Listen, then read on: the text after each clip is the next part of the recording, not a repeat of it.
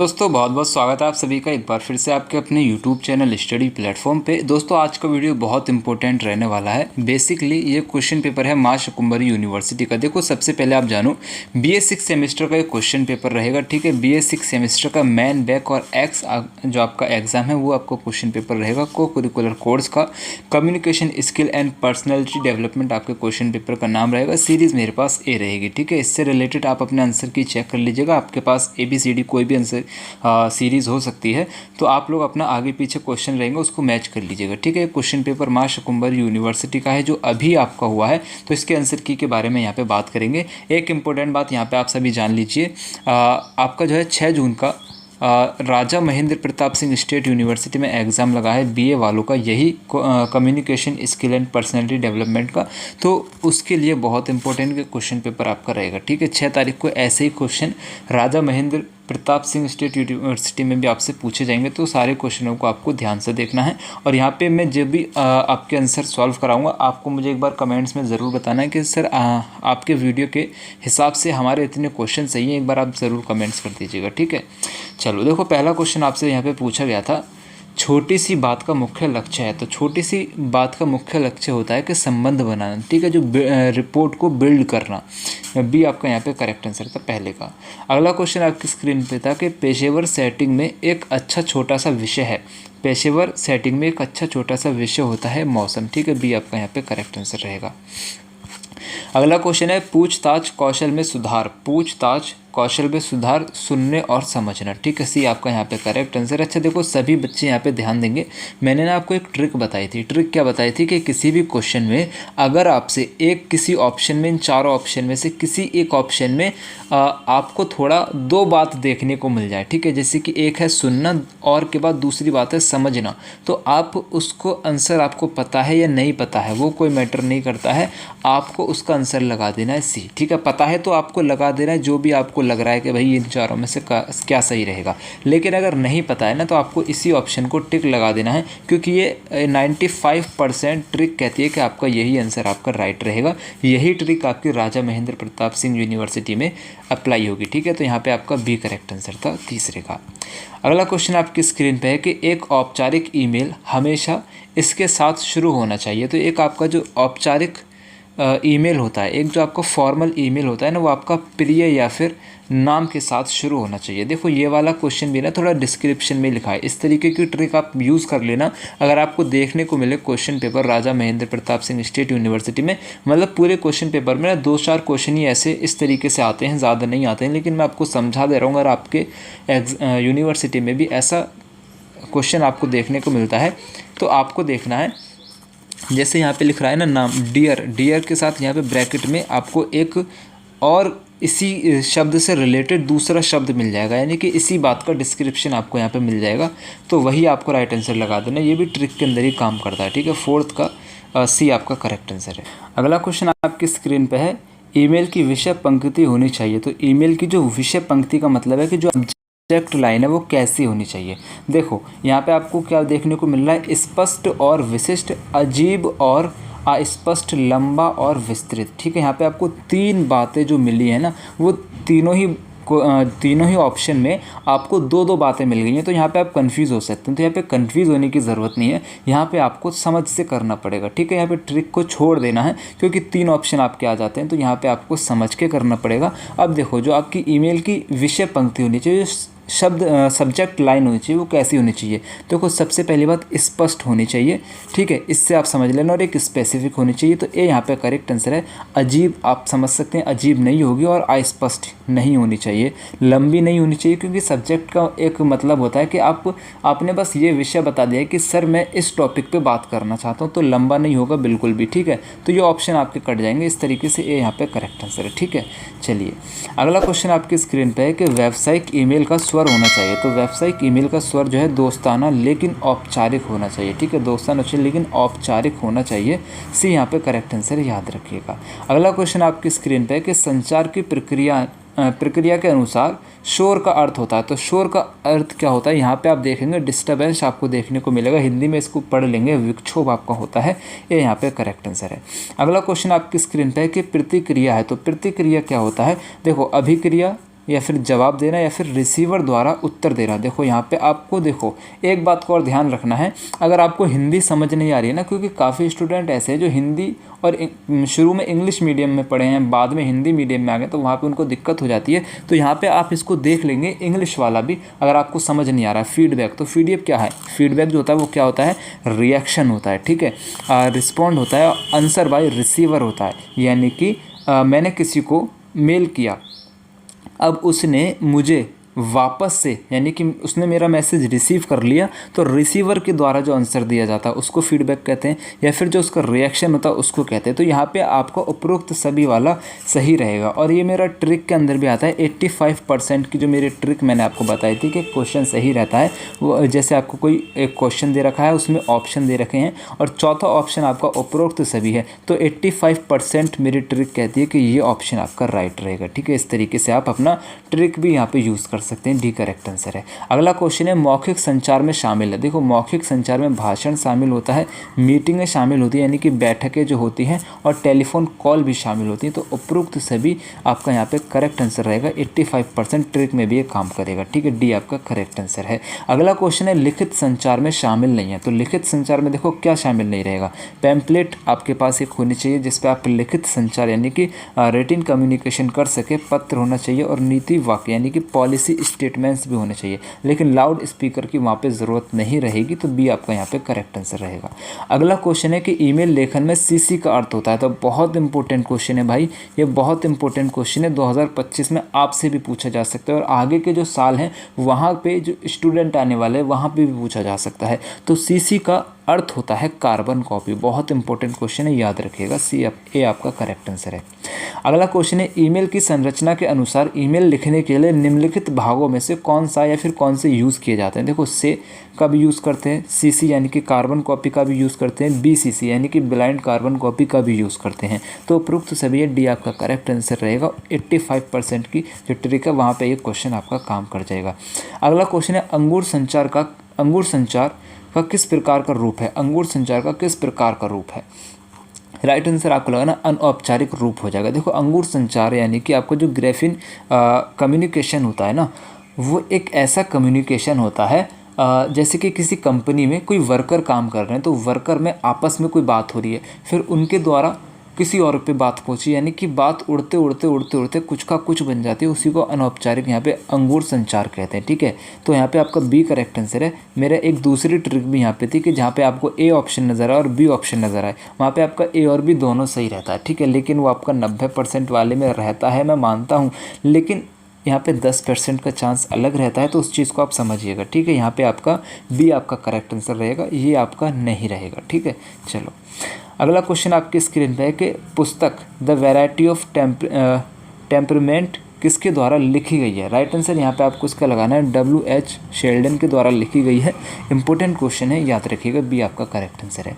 अगला क्वेश्चन है समूह चर्चा में व्यक्ति के साथ संवाद करना चाहिए। तो समूह चर्चा में व्यक्ति के साथ ना ज्ञान के साथ यानी कि नॉलेज के साथ आपको बातचीत करनी चाहिए। सी आपका यहाँ पे करेक्ट आंसर रहेगा। अगला क्वेश्चन आपकी स्क्रीन पे है कि व्यक्तित्व किसका उल्लेख करता है? तो देखो व्यक्तित्व शारीरिक, मानसिक, भावनात्मक और सामाजिक विशेषताओं का संयोजन करता है। बी आपका करेक्ट आंसर है। ये मेरी 95% वाली जो ट्रिक है उसके अंदर भी आप इसको समझ सकते हैं। यहाँ पे आपको और भी देखने को मिलेगा, जो कि यहाँ पे एंड आप इंग्लिश वाले में देख लीजिए कि एंड आपको देखने को मिल रहा है। बी आपका करेक्ट आंसर रहेगा।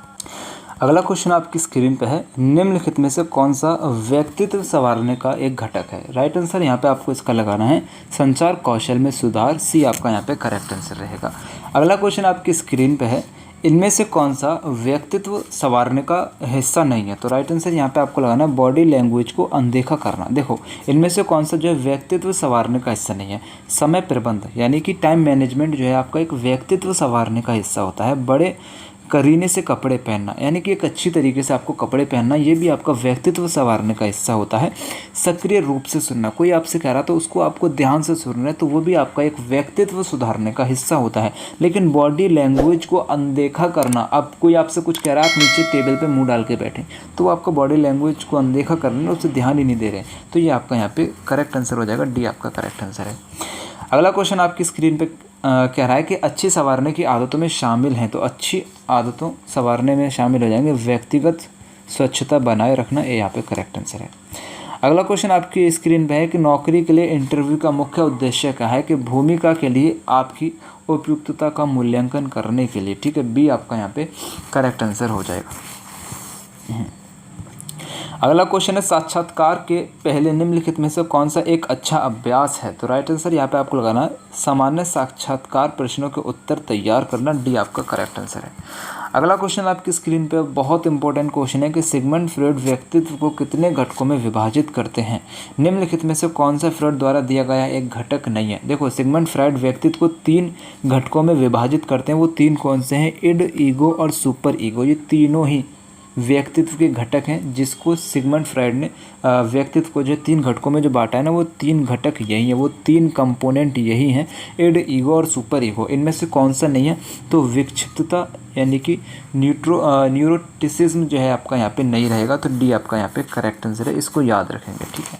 चलो अगला क्वेश्चन आपकी स्क्रीन पे है कि निम्नलिखित में से कौन सा विशेषता सिद्धांत के अनुसार व्यक्तित्व का घटक है, तो राइट आंसर यहाँ पे आपको लगाना है, देखो खुलापन, बाहिर मूर्खता और आपका कर्तव्यनिष्ठता, ये तीनों हो जाएंगे, डी आपका यहाँ पे करेक्ट आंसर है, उपरोक्त सभी, ठीक है। चलो अगला क्वेश्चन आपकी स्क्रीन पे है कि आईडी डैश पर काम करता है, तो आईडी किस पर काम करता है, तो आईडी जो है ना आपका प्लेजर प्रिंसिपल पे काम करता है, बी आपका करेक्ट आंसर है। देखो यहाँ पे जो मेरी एक ट्रिक थी वो यहाँ पे भी काम नहीं की है, यहाँ पे आपका बी आपका करेक्ट आंसर रहेगा, ठीक है। देखो ट्रिक में ना आप भरोसा कर सकते हैं लेकिन अपनी नॉलेज पे ज़्यादा भरोसा करेंगे, इस बात को याद रखेंगे, ठीक है। लेकिन ट्रिक ऐसी है, अगर आपका एक क्वेश्चन गलत हो रहा है ना तो 10 क्वेश्चन आपके सही भी होंगे, इस बात को भी आप एग्री ज़रूर करेंगे, ठीक है।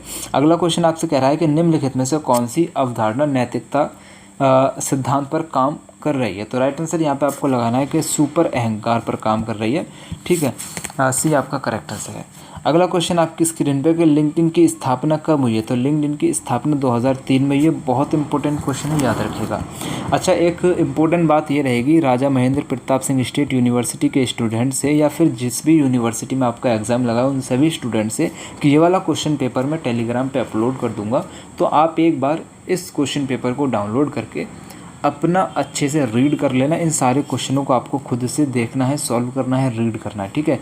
पेपर पीडीएफ का लिंक जो है वीडियो के डिस्क्रिप्शन में आपको मिल जाएगा। और एग्ज़ाम में जाने से पहले communication skill and personality development का जो मैंने प्लेलिस्ट तैयार किया है उसको एक बार ज़रूर देख लेना। वीडियो का लिंक जो है यानी कि जो प्लेलिस्ट है उसका लिंक आपको वीडियो के डिस्क्रिप्शन में मिल जाएगा या फिर ऊपर आपको आई बटन में भी मिल जाएगा, तो एग्ज़ाम में जाने से पहले आपको ज़रूर देख लेना, ठीक है।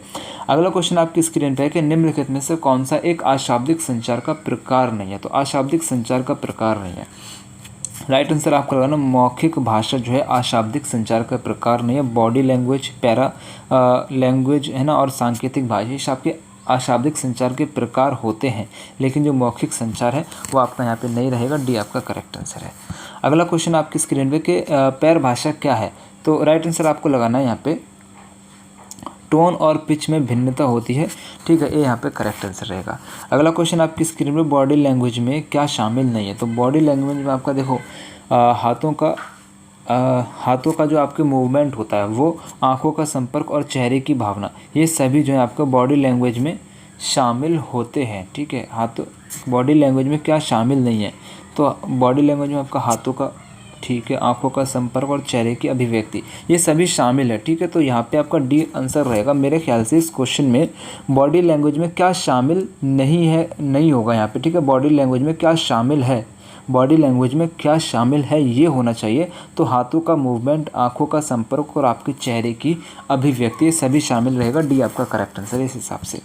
अगला क्वेश्चन है ग्रुप डिस्कशन का उद्देश्य उम्मीदवार की पहचान करना है, तो ग्रुप डिस्कशन का उद्देश्य उम्मीदवार की पहचान करना होता है नेतृत्व कौशल के साथ और समस्या समाधान के साथ, तो ए और बी दोनों सही है, सी आपका करेक्ट आंसर है। इस तरीके के क्वेश्चन भी देखो ट्रिक में काम आ जाते हैं, 85% की ट्रिक यहाँ पे काम करती है मेरी, तो सी आपका करेक्ट आंसर है। अगला क्वेश्चन है यदि कोई उम्मीदवार समूह चर्चा में नेतृत्व करने में असमर्थ है, राइट आंसर आपको लगाना वे एक सदस्य के रूप में भाग ले सकता है, ठीक है। यदि कोई उम्मीदवार समूह चर्चा में नेतृत्व करने में असमर्थ है तो वे एक सदस्य के रूप में भाग ले सकता है, यानी कि वो नेतृत्व ना करके सदस्य के रूप में भाग ले सकता है, इस बात को याद रखिएगा, बी आपका करेक्ट आंसर है। अगला क्वेश्चन आपकी स्क्रीन पे है कि समूह चर्चा के दौरान वक्ता का अनुकरण करना चाहिए। तो वक्ता का अनुकरण जो है आपको सहयोग, आंखों से संपर्क और विनम्रता से करना चाहिए। डी आपका करेक्ट आंसर है, उपरोक्त सभी।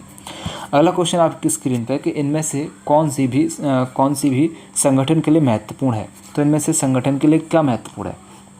राइट आंसर आपको लगाना है समूह चर्चा हो जाएगा, बी आपका करेक्ट आंसर है। अच्छा, एक इंपॉर्टेंट बात आप सभी से कहना चाह रहा हूँ, देखो बहुत इंपॉर्टेंट है, ये मेरे लिए इंपॉर्टेंट है कि मेरा जो ये वाला चैनल है ना, इस पे जो एडसेंस अकाउंट मेरा है वो सस्पेंड कर दिया गया है, कुछ टाइम के लिए है, मतलब टेम्प्रेरी सस्पेंड है, लेकिन वो परमानेंट भी हो सकता है और हट भी सकता है। ठीक है, हट जाएगा, मैं आपको इन्फॉर्म कर दूंगा, लेकिन नहीं हटेगा तो उसका मैं रिस्क अभी नहीं लेना चाह रहा हूँ। आपको जो वीडियो मैं बना के दे रहा हूँ ना, सबसे पहली बात, मेरे को एक वीडियो से 5 से 10 रुपये मिलते हैं, ज़्यादा नहीं आता है मेरी अर्निंग, लेकिन जो भी 5-10 रुपये मेरी आती है वो एडसेंस अकाउंट सस्पेंड होने से वो अभी रुक गई है। ठीक है, मतलब कुछ भी मुझे इस वीडियो से अर्निंग नहीं होगी। तो आपसे एक रिक्वेस्ट है कि मेरा एक दूसरा चैनल है हेलो स्टडी के नाम से, ठीक है, उसको आप एक बार सब्सक्राइब कर लीजिएगा मेरे लिए।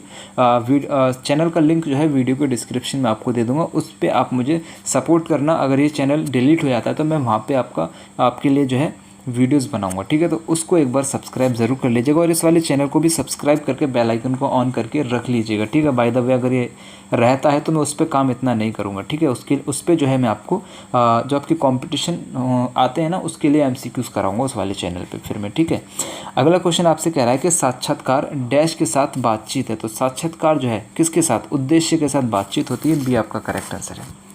अगला क्वेश्चन आपसे कह रहा है नौकरी के लिए इंटरव्यू आमतौर पर कितना लंबा होना चाहिए। तो 30 मिनट का होना चाहिए। ठीक है, ये यहाँ पे करेक्ट आंसर रहेगा। अगला क्वेश्चन आपकी स्क्रीन पे कि औपचारिक पत्र लिखते समय आपको किस बात से शुरू करने की आवश्यकता है। राइट आंसर यहाँ पे आपको लगाना है कि पता। देखो यहाँ पे आप समझना, जब आप औपचारिक पत्र लिखते हैं, ठीक है, यानी कि आप एक जो है फॉर्मल लेटर लिखते हैं, तो आपको किस बात से शुरू करने की आवश्यकता होती है। देखो डेट आप नहीं लिख सकते हैं और अभिवादन आप लास्ट में ही करते हैं और जो आपके सिग्नेचर होते हैं वो भी, लेकिन जो आपकी पता है यानी कि जो आपकी कॉन्टैक्ट डिटेल है जिससे आपको कांटेक्ट किया जा सके, जिसमें आपका नाम है, आपकी ईमेल आईडी है, आपका एड्रेस है, ये सारी चीज़ें शुरू में लिखी जाती है। तो यहाँ पे आपका एड्रेस हो जाएगा, बी आपका करेक्ट आंसर है। अगला क्वेश्चन आपसे कह रहा है कि स्पीकर का टोन होना चाहिए, तो क्लियर होना चाहिए, बी आपका करेक्ट आंसर है। अगला क्वेश्चन आपसे कह रहा है कि एक व्यक्ति जो बातूनी और मिलनसार और मुखर है उसे कहा जाता है, उसे क्या कहा जाता है। तो 38 का राइट आंसर आपको लाना बाहिरमुखी हो जाएगा। एक व्यक्ति जो बातूनी और मिलनसार और मुखर है उसे कहा जाता है बाहिरमुखी। ठीक है, अगला क्वेश्चन आपकी स्क्रीन पर, जो व्यक्ति शर्मीला है और आसानी से लोगों के बीच शामिल नहीं होता उसे कहा जाता है, उसे अंतर्मुखी कहा जाता है। ठीक है, ये यहाँ पे करेक्ट आंसर है। अगला क्वेश्चन आपकी स्क्रीन पे कि गतिशील में आप क्या समझते हैं, गतिशील में आप क्या समझते हैं। तो राइट आंसर यहाँ पे आपको लगाना परिवर्तन के अनुकूल होना, ये यहाँ पे करेक्ट आंसर रहेगा। अगला क्वेश्चन आपसे कह रहा है कि सरल और समझने योग्य शब्दों का उपयोग करना किस सी का संदर्भित करता है। तो ये आपका स्पष्टता को संदर्भित करता है, यानी कि क्लियरिटी को, ये यहाँ पे करेक्ट आंसर है। अगला क्वेश्चन है कौन सा सी सुनिश्चित करता है कि कोई व्याकरणिक या फिर तथ्यात्मक त्रुटि नहीं है। तो वो आपका करता है करेक्टनेस, यानी कि शुद्धता, डी आपका करेक्ट आंसर है। ये सारे जो 7 C है ना कम्युनिकेशन के, जो आपके 7 C हैं वो मैंने आपको इससे पिछले वाले वीडियोस में बता दिया है, जो प्लेलिस्ट में आपको मिल जाएगा, आप उसको एक बार ज़रूर देख लीजिएगा। ठीक है, अगला क्वेश्चन आपसे कह रहा है कि पूर्णता का सिद्धांत सुनिश्चित करता है। तो पूर्णता का सिद्धांत जो है ना, आपका सभी आवश्यक जानकारी इसमें शामिल हो जाएंगी। ठीक है, जैसे कि देखो पूर्णता का सिद्धांत सुनिश्चित करता है, क्या सुनिश्चित करता है कि सभी आवश्यक जानकारी शामिल है, ये सब सुनिश्चित करता है, सी आपका करेक्ट आंसर है। अगला क्वेश्चन है ईमेल लेखन में इनमें से कौन सा एक बुरा अभ्यास है। तो राइट आंसर यहाँ पे आपको इसका लगाना है सभी बड़े अक्षरों में लिखना। ठीक है, यानी कि जितने भी लेटर आप यूज़ करेंगे वो सब कैपिटल यूज़ करेंगे, ये गलत बात हो जाती है। अगला क्वेश्चन है एक नीरस आवाज़ सुझाव दे सकती है। एक नीरस यानी कि जो आपकी निराश आवाज़ है वो क्या सुझाव देगी। राइट आंसर आपको लगाना है डिसइंटरेस्ट, यानी कि आपको उसमें उनकी जो बात, जैसे मैं आपसे बात करूंगा ना तो मैं निराश होकर बात करूंगा, तो आप मेरी बातों से ना डिसइंटरेस्ट हो जाएंगे। ठीक है, तो यही आपका यहाँ पे मतलब हो जाएगा, सी आपका करेक्ट आंसर है। अगला क्वेश्चन है कि आवाज़ का स्वर मुख्य रूप से बताता है। तो आवाज़ का जो स्वर होता है ना वो भावना और दृष्टिकोण को बताता है, 46 का बी आपका करेक्ट आंसर रहेगा। अगला क्वेश्चन आपसे कह रहा है कि इनमें से कौन सा एक परिभाषा तत्व नहीं है। तो आयतन, भाषण की गति, आंखों में संपर्क और पिच, इनमें से कौन सा जो है पैरा लैंग्वेज का एक एलिमेंट नहीं है। राइट आंसर आपको लगाना आंखों से संपर्क, ठीक है, सी आपका करेक्ट आंसर रहेगा। अगला क्वेश्चन आपकी स्क्रीन पे, एक वाक्य के अंत में एक बढ़ती स्वर आमतौर पर इंगित करती है, क्या इंगित करती है? एक प्रश्न, बी यहाँ पे करेक्ट आंसर है। इंपॉर्टेंट क्वेश्चन है, याद रखिएगा। अगला क्वेश्चन आपकी स्क्रीन पे, एक शब्द में गलत शब्दांश पर जोर देने से परिणाम हो सकता है, क्या परिणाम हो सकता है? राइट आंसर आपको लगाना है गलतफहमी, ठीक है, ये यहाँ पे करेक्ट आंसर है। अगला क्वेश्चन आपकी स्क्रीन पे, क्लोज एंडेड प्रश्न का उदाहरण कौन सा है? तो क्लोज एंडेड प्रश्न का मतलब होता है कि जिसका उत्तर जो है आप हाँ या फिर ना में दे सकते हैं। तो उसका राइट आंसर आपका रहेगा, क्या आपको कॉफ़ी पसंद है? अगर मैं आपसे पूछूं कि आपको कॉफ़ी पसंद है, आप कहेंगे यस या नो, ठीक है। तो यही आपके क्लोज एंडेड प्रश्न होते हैं, याद रखिएगा, सी आपका करेक्ट आंसर है। अगला क्वेश्चन है कि निम्नलिखित में से कौन सा संचार का एक प्रकार नहीं है? तो संचार का प्रकार कौन सा नहीं रहेगा? राइट आंसर आपको लगाना भावनात्मक, ठीक है, सी आपका करेक्ट आंसर है। अगला क्वेश्चन आपकी स्क्रीन पे है, एक पेशेवर ईमेल में उपयोग करने से बचें। तो एक पेशेवर ईमेल में आपको देखो इमोजी का उपयोग नहीं करना है, सी ये आपका यहाँ पे करेक्ट आंसर रहेगा। अगला क्वेश्चन है, ईमेल किसका एक रूप है? तो ईमेल जो होता है ना, वो लिखित संचार का एक रूप होता है, सी करेक्ट आंसर है। अगला क्वेश्चन है कि प्रभावी सुनने में पहला कदम क्या होता है? तो प्रभाव तरीके से सुनने में जो आपकी हियरिंग होती है वही पहला कदम होता है, डी करेक्ट आंसर है। अगला क्वेश्चन है, सक्रिय सुनने की आवश्यकता होती है। तो सक्रिय यानी कि एक्टिव लिसनिंग जो ज़रूरत होती है वो होती है आँखों से संपर्क और प्रतिक्रिया के लिए, बी आपका करेक्ट आंसर है। अगला क्वेश्चन है, प्रभावी सुनने में निम्नलिखित में से कौन सा बाधा है? तो प्रभावी सुनने में निम्नलिखित में से देखो बाधा होती है जो आपकी विकर्षण होती है, यानी कि जो डिस्ट्रैक्शन होती है, ये यहाँ पे करेक्ट आंसर रहेगा। अगला क्वेश्चन है, सहानुभूतिपूर्ण सुनने में शामिल है। तो सहानुभूतिपूर्ण सुनने में शामिल होता है भावनाओं को समझना, सी आपका करेक्ट आंसर है। अगला क्वेश्चन है, निष्क्रिय सुनने का अर्थ होता है। तो निष्क्रिय सुनने का अर्थ होता है प्रतिक्रिया के बिना सुनवाई, ठीक है, डी आपका करेक्ट आंसर रहता है। अगला क्वेश्चन है, ओपन एंडेड प्रश्न आमतौर पर इसके साथ शुरू होते हैं। तो ओपन एंडेड प्रश्न जो होते हैं ना, कौन, क्यों और कहाँ से शुरू होते हैं, 59 का ए आपका करेक्ट आंसर रहेगा, ठीक है। अगला क्वेश्चन आपकी स्क्रीन पे है कि निम्नलिखित में से कौन सा अशाब्दिक संचार का एक रूप नहीं है? तो राइट आंसर आपको लगाना है, हाँ देखो, अशाब्दिक संचार का एक रूप नहीं है, तो उपरोक्त में से कोई नहीं, डी आपका करेक्ट आंसर हो जाएगा। क्यों हो जाएगा?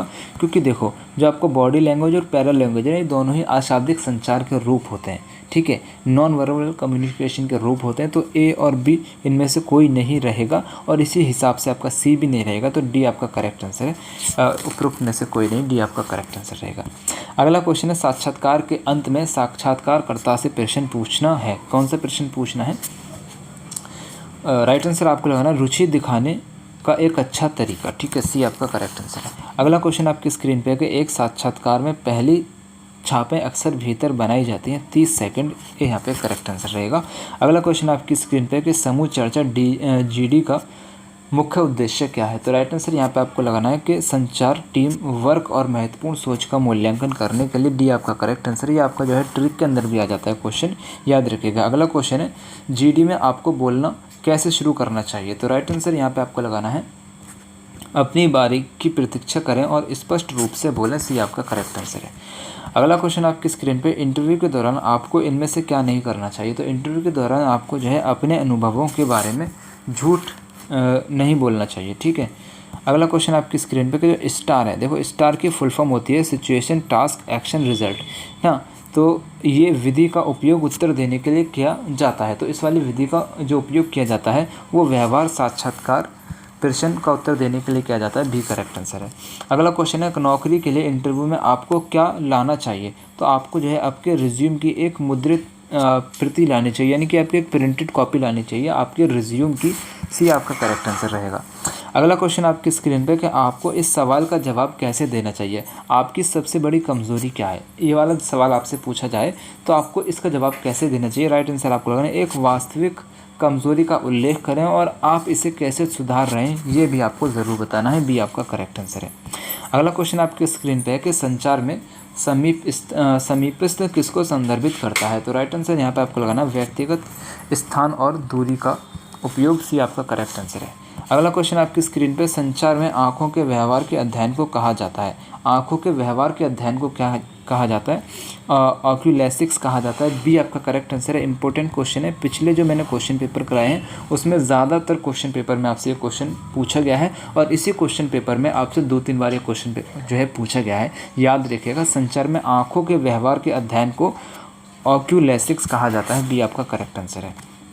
अगला क्वेश्चन है काइनेसिक्स के तहत निम्नलिखित में से किसका अध्ययन किया जाता है। राइट आंसर यहाँ पे आपको लगाना है शरीर की हरकतें, इशारे और मुद्रा, सी आपका करेक्ट आंसर रहेगा। अगला क्वेश्चन आपकी स्क्रीन पे क्रोनोमिक्स से संबंधित है, तो क्रोनोमिक्स जो है संबंधित है किससे, संचार में समय का उपयोग से, भी आपका करेक्ट आंसर है।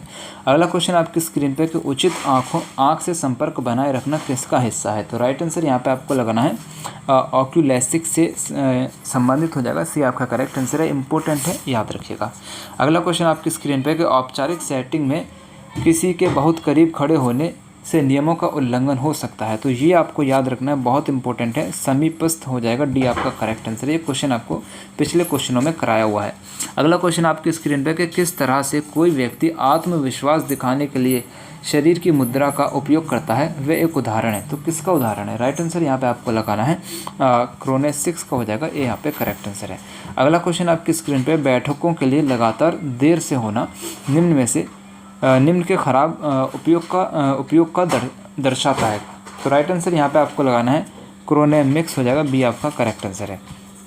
अगला क्वेश्चन आपकी स्क्रीन पे है कि असंबंधित पोस्ट में लोगों को टैग करना है, तो असंबंधित पोस्ट में लोगों को टैग करना है, राइट आंसर आपको लगाना है अव्यावसायिक और कष्टप्रद से, भी आपका करेक्ट आंसर है यहाँ पे। अगला क्वेश्चन आपकी स्क्रीन पे है कि नकली समाचार या फिर असत्यापित जानकारी साझा करना, नकली समाचार या फिर असत्यापित जानकारी साझा करना है, कैसा होता है, तो राइट आंसर यहाँ पे आपको लगाना है कि अनैतिक और गैर जिम्मेदार होता है, सी आपका यहाँ पे करेक्ट आंसर रहेगा। अगला क्वेश्चन आपसे कह रहा है कि निम्नलिखित में से कौन प्रभावी संचार के 7 सी में से एक नहीं है, तो राइट आंसर आपको लगाना है जो विश्वसनीयता होती है वो आपका यहाँ पे नहीं रहेगा, क्रेडिबिलिटी 7 सी में से एक नहीं रहेगा, सी आपका करेक्ट आंसर है।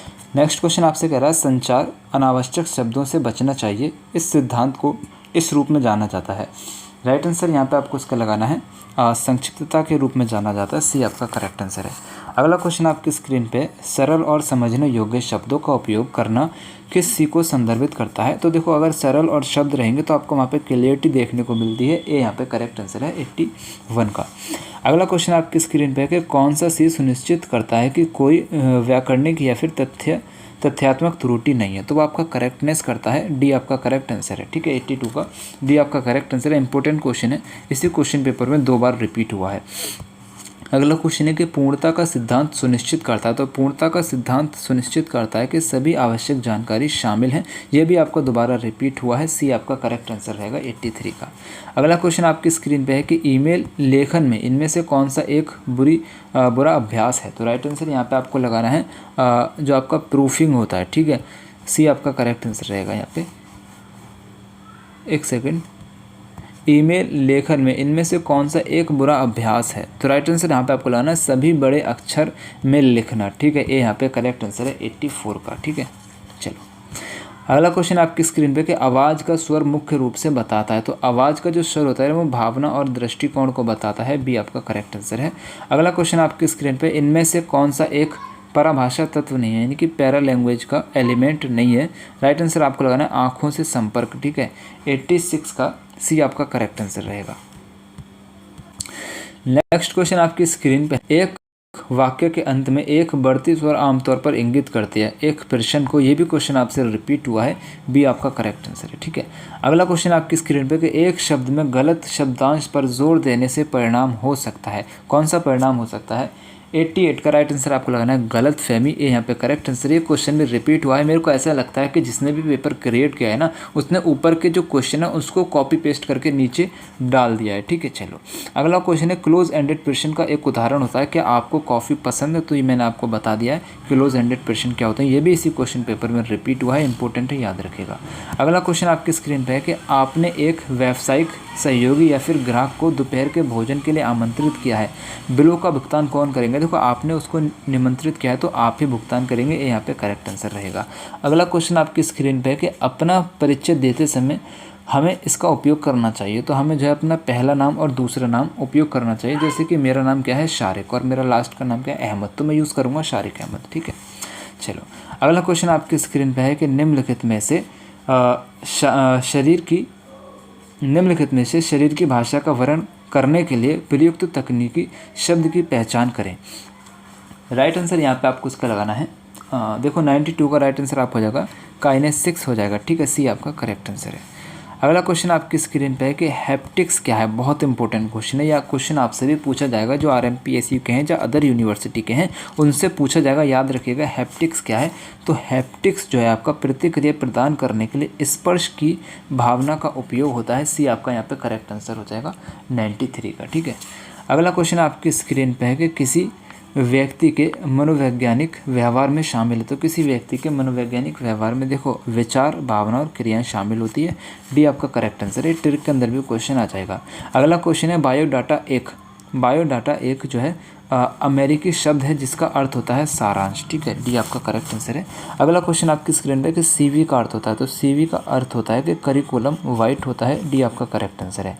अगला क्वेश्चन है यदि आप एक पेशेवर पर्ची लिख रहे हैं तो आपकी मदद ले सकते हैं। देखो लेख की ले सकते हैं, पुस्तक की ले सकते हैं, इंटरनेट की ले सकते हैं, इन सभी की ले सकते हैं, डी आपका करेक्ट आंसर है। अच्छा देखो एक इम्पोर्टेंट बात यहाँ पे ये रहेगी कि ये क्वेश्चन पेपर राजा महेंद्र प्रताप सिंह स्टेट यूनिवर्सिटी के लिए है, क्योंकि 6 जून को आपका भी एग्ज़ाम रहेगा इसी का, ठीक है। तो आपको एक बार इस क्वेश्चन पेपर को टेलीग्राम से डाउनलोड करके खुद से ज़रूर रीड कर लेना है। और मेरे पास प्रीवियस ईयर का क्वेश्चन पेपर है RMPSU का जो मेरे पास आया हुआ है, ठीक है, उसको मैं सॉल्व करा के इस वीडियो के जस्ट बाद अपलोड कर दूँगा, यानी कि कल तक मैं उसको अपलोड कर दूँगा, तो वो आपको ज़रूर देख लेना, ठीक है। चैनल को सब्सक्राइब करके बेल आइकन को ऑन ज़रूर कर लेना ताकि मैं वीडियो अपलोड करूँ उसका नोटिफिकेशन आपको मिल जाए, ठीक है। टेलीग्राम को ज्वाइन ज़रूर कर लीजिएगा। नेक्स्ट क्वेश्चन है कि रिज्यूम में कौन सा शामिल है। तो रिज्यूम में देखो क्या शामिल होता है, पारिवारिक इतिहास या फिर आपराधिक रिकॉर्ड, इन दोनों में से कुछ नहीं रहेगा, तो ज्ञात भाषाएं हो जाएंगी, सी आपका करेक्ट आंसर है। अगला क्वेश्चन है कि आत्म जागृति क्या है। तो आत्म जागृति जो होती है अपनी भावनाओं, विचारों और व्यवहार के बारे में ज्ञान होता है, सी आपका करेक्ट आंसर है। अगला क्वेश्चन आपकी स्क्रीन पे कि जौहरी विंडो किसके द्वारा विकसित की गई थी। तो जौहरी विंडो जो है जोसेफ लुफ्ट और हैरी इंगम के द्वारा विकसित की गई थी, सी आपका यहाँ पे करेक्ट आंसर है। यहाँ पे आपके टॉप 100 क्वेश्चन मैंने सॉल्व करा दिए हैं। तो माँ शाकुंभरी यूनिवर्सिटी के जो स्टूडेंट्स हैं उनसे रिक्वेस्ट है एक बार कमेंट्स ज़रूर कीजिएगा आपने जो मेरी ट्रिक अप्लाई की थी वो कितना यहाँ पे काम की है, ठीक है, वो यहाँ पे कितना काम किया, आपको कितने क्वेश्चन उसकी मदद से आपके सही हुए हैं और आपने इस वीडियो के माध्यम से कितने क्वेश्चन सही किए, एक बार कमेंट्स ज़रूर करना, मैं आपके कमेंट्स का इंतज़ार करूँगा, ठीक है।